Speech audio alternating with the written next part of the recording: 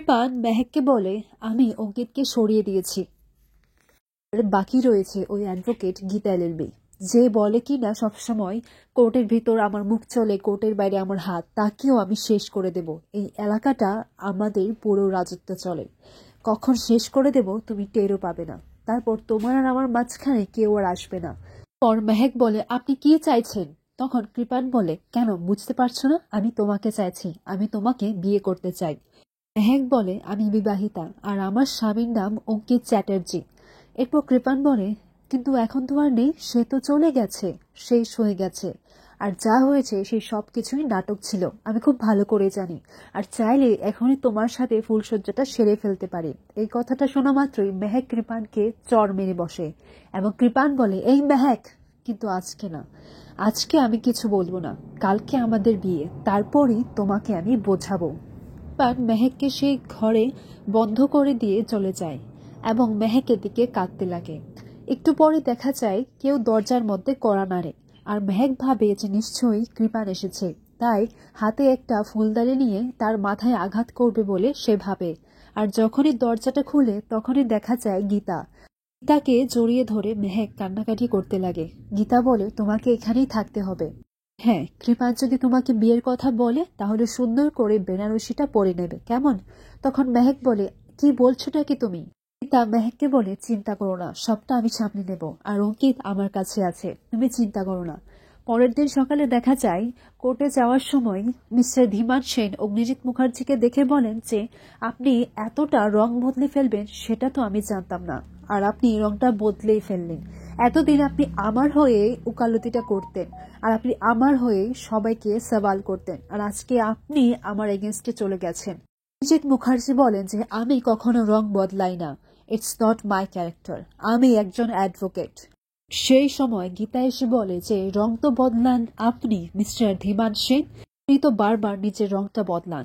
এরপর ধীমান সেন গীতাকে অফার করে, বলে যে, তুমি কত টাকা চাও বলো, তুমি যত চাইবে আমি তত দেব। এরপর গীতা বলে, আপনি তো দেখছি একবার হুমকি দিচ্ছেন, আবার সেটেলমেন্ট কথা বলছেন, কি করতে চাইছেন আপনি, আর আপনি কত দিতে পারেন? তখন ধীমান সেন বলে, তুমি বলো তুমি কত টাকা চাও। পরের মুহূর্তে দেখা যায় কোর্টে গীতা পূর্ণ বিস্তারিতভাবে সেই ঘটনাটা জজের সামনে শোনায় এবং সেখানে তখনই ভজন মিত্তি উঠে বলে যে, যে ওনাকে খুন করেছে সঞ্জয় চৌধুরীকে, তিনি এখনই আমাদের সমক্ষে দাঁড়িয়ে আছেন, আর সেটা হচ্ছে অগ্নিজিৎ মুখার্জি। অগ্নিজিৎ মুখার্জির দিকে আঙ্গুল তুলে ভজন মিত্তির।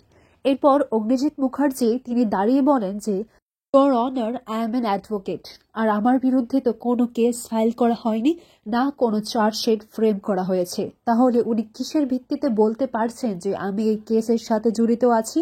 আর জজ সাহেব জানায়, অগ্নিজিৎ মুখার্জি, আপনার যা বলার আছে আপনি কাঠগড়ায় এসে বলুন। পর অগ্নিজিৎ মুখার্জিকে কাঠগড়ায় ডাকা হয় এবং ওনার কালো কোট খুলে আর টাইটা খুলে উনি কাঠগড়ায় দাঁড়ান। তখন যাওয়ার সময় ভজন মিত্তির বলে যে, কি কাঠগড়ায় তো দাঁড় করাতে পারলাম, তাই না? আর জেলেও পাঠিয়ে দিতে পারবো।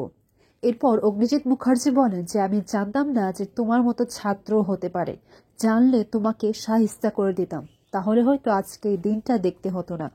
এরপর ভজন মিত্তির অগ্নিজিৎ মুখার্জিকে প্রশ্ন করে, বলে যে, আপনার নাম কি? তখন অগ্নিজিৎ মুখার্জি বলেন যে, তুমি কি তোমার গুরুর নামটাই ভুলে গেছো? তাহলে তোমার পিতৃপক্ষ নামটাও ভুলে গেছো নিশ্চয়। এদিকে ধীমান সেন কিরণকান্তি ব্যানার্জিকে বলেন যে, ভজন মিত্তির অগ্নিজিৎ মুখার্জিকে কাঠগড়ায় দাঁড় করাতে তো পেরেছে, যদি জেলে পাঠাতে পারে না তাহলে কলকাতা শহরে আমি ওর একটা মূর্তি তৈরি করব।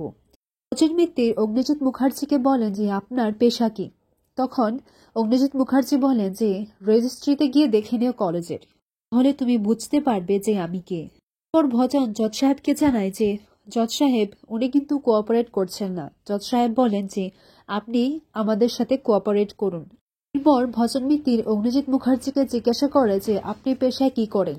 অগ্নিজিৎ মুখার্জি বলেন যে, আমি একজন টিচার, এই ল পড়াই, আর তার সাথে সাথে আমি একজন অ্যাডভোকেট।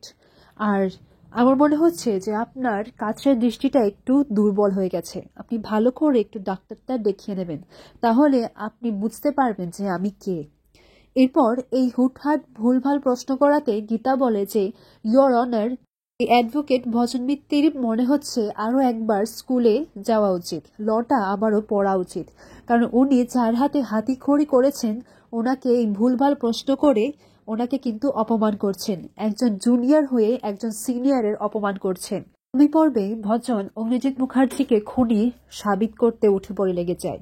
সাহেবের কাছে সেই ফটোগ্রাফসগুলো দেখিয়ে বলে যে ইনি সঞ্জয় চৌধুরীকে মেরেছেন, মেরে ওনাকে গঙ্গার ধারে ফেলে দেওয়া হয়েছিল।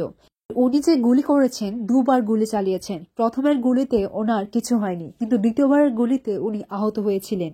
এরপর গীতা বলে, আপনি কি করে জানলেন যে সেটা বাগানবাড়ি ছিল, আর সেখানে যে গঙ্গা রয়েছে সেটাও আপনি কি করে জানলেন? আর প্রথম গুলিতে যে ওনার কিছু হয়নি, দ্বিতীয় গুলিটা ওনার গায়ে লেগেছে, সেটা আপনি কি করে জানলেন ভজন মিত্তির?